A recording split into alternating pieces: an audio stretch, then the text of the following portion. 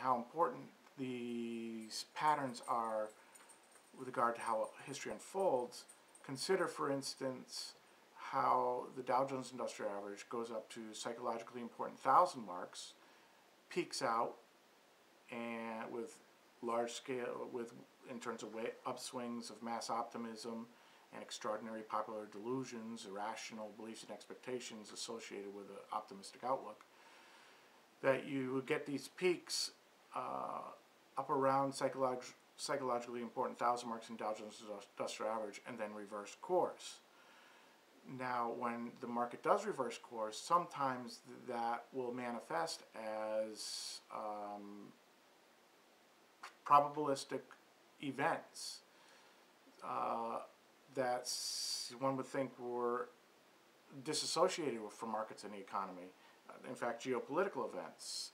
For instance, between 1966 and 1982, the Dow Jones Industrial Average went up to what was called the magic 1,000 mark, Dow 1000, on more than a half dozen occasions in reverse course, each time being followed with 20 to 30% drops in in stock prices, 20, 30, 40% drops.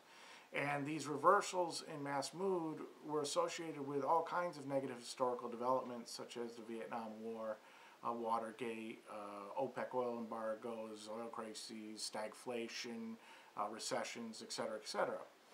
A very distinct example of this occurred in October of 1973 when the Dow Jones Industrial Average got up to the 1,000 mark in October of 1973, and then the Arabs launched a surprise attack on Israel, the Yom Kippur War. This was followed by a major East-West confrontation, an OPEC oil embargo, and a 40% drop in stock prices as the economy went into the worst recession up to that time since the Great Depression. This pattern recurred in 1990, the summer of 1990, when the Dow Jones Industrial Average went up to the 3,000 mark. In fact, on July 16th and 17th, it closed at 2,999.75 2 days in a row, and then reversed course. Now, on July 17th, Saddam Hussein made a speech threatening Kuwait. That weekend, Iraq massed troops on Kuwait. The Dow Jones Industrial Average, the stock market, fell 5%. 2 weeks later, Iraq invaded Kuwait, and the market fell 25% by October of that year. Another example like this occurred in the autumn of 2001. In early September, September 6, 2001, the Dow Jones Industrial Average reversed decisively below the 10,000 mark. Then 9/11 occurred. So the market reversed from 10,000, indicating a downswing, a downtrend in mass mood, and then boom, 9/11 occurred, and you had a source for negative emotions amongst investors, and a sharp sell-off on Wall Street. Again, a 20% drop in stock prices occurred. So on each of these occasions, of course, the Arabs did not invade Israel in October 1973 because the Dow reversed from 1,000. Saddam Hussein did not invade Kuwait in the summer of 1990 because the Dow had peaked and reversed from the 3,000 mark.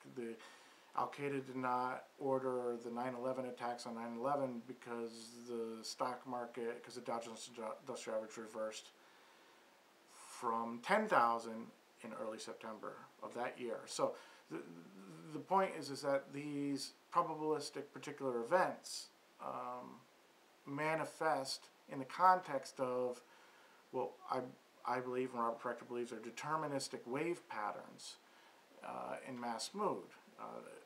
Ultimately, this has to do, I believe, with a sort of macroscopic scale of events with regard to wave-particle duality, but that's for another video.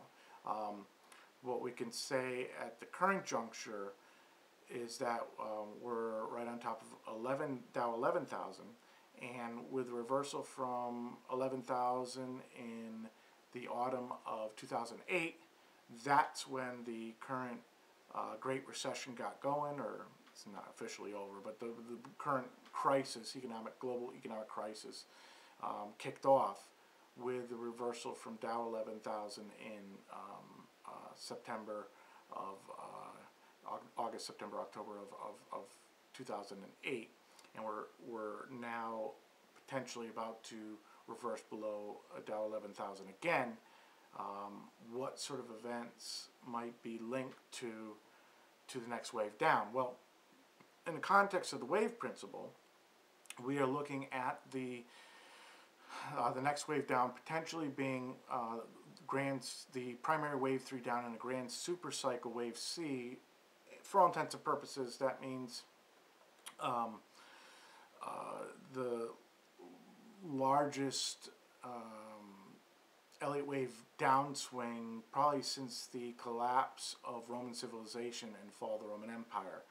I believe that the next wave down, which I've dubbed the apocalypse wave, does have to do with the crash of Western civilization.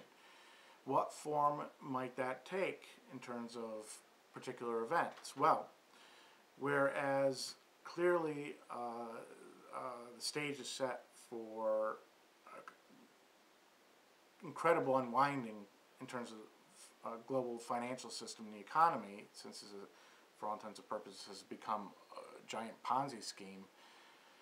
That is certainly part of the equation, but I think more importantly, and this is where I believe my role in human history comes into play, is as I was learning about long wave patterns in human history and the Elliott Wave Principle,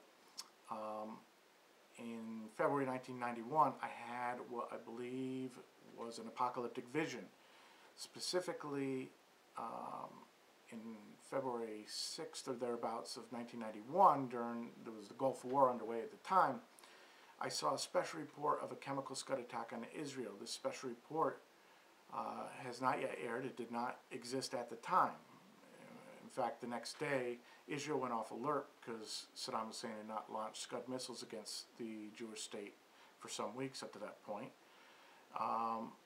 So after I saw this special report on TV, which was a normal special report, literally that I caught on television one evening, where it broke into the news, and the newscaster went to a correspondent in Haifa, Israel, and the correspondent said that there was a Scud missile attack underway on Haifa, Israel at the time, and that chemical agents were definitely involved.